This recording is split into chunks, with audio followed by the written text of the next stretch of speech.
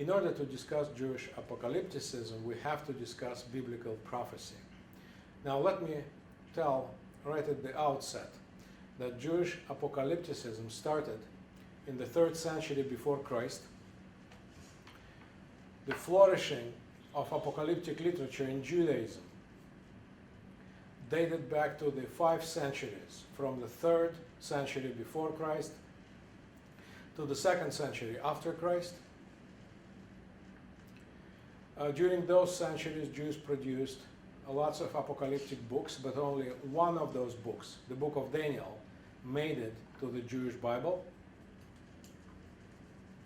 And as most scholars believe, Jewish apocalypticism grew out of the Hebrew prophecy.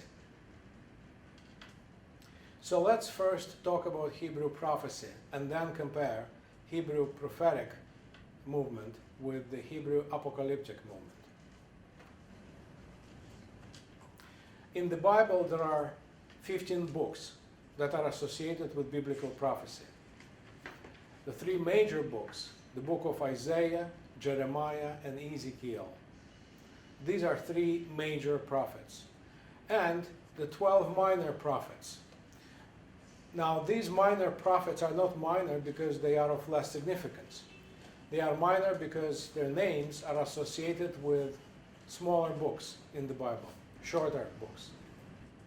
Biblical prophecy was very straightforward and was not as highly symbolic as the prophecies in the book of Revelation. Biblical prophecy was political. It was supposed to deliver the big picture of the political and social events of the time. And the prophets were trying to deliver some predictions about the foreign nations, the nation of Israel, and the future coming of the Messiah. These were the 3 main themes of biblical prophecy. So what did they say about the foreign nations, the Jewish people, and the coming of the Messiah? Number one of the main questions that was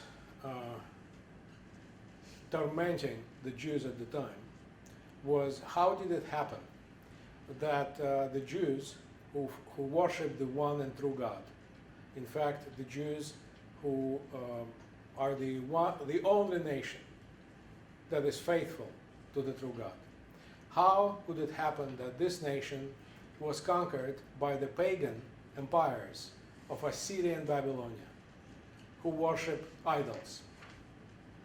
So the prophets gave the answer to the question.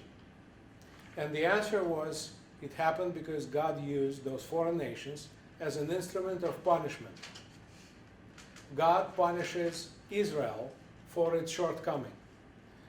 Israelites were not faithful enough, were not loyal enough, and therefore they have to undergo these severe punishments. So the foreign nations are so successful, the prophets are saying, because they are supported by God, but God supports them only for the short period of time, while these nations fulfill their task of punishment. However, the future of those foreign nations will be grim, because all those foreign nations will disappear from history. Now, this first prophecy, by the way, is already fulfilled. Ancient Egyptians are no more. Ancient Assyrians are no more. Ancient Babylonians are no more. Ancient Greeks, ancient Romans. All those empires disappeared, and only dust remains from them. Now, the second prophecy was about the Israelites themselves. Here the prophets said that the Israelites are punished because of their shortcomings. However, this punishment, although severe, and although it will take a long time,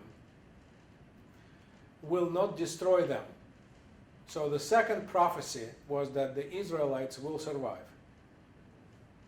In the end, they will be able to survive and to be redeemed. So that prophecy has already been fulfilled. the Jews are the only people who were able to survive without the political state for thousands of years and still preserve their culture. This is a unique case in world history. And with the creation of the State of Israel in 1948, Jews are able to come home and are able to come home to their own political state. So this prophecy is fulfilled. The third prophecy is even more interesting and more important. The third prophecy is about the coming of the Messiah, or in Hebrew, Mashiach. So in Hebrew, the Messiah is called Mashiach, which means the anointed one. In English, Mashiach is translated as Messiah. In Greek, Mashiach is translated as Christos, which means the Savior. And Christos is translated into English as Christ. As a result, we have two separate words in English, Messiah and Christ. So Jews were waiting and are still waiting for their Messiah to come.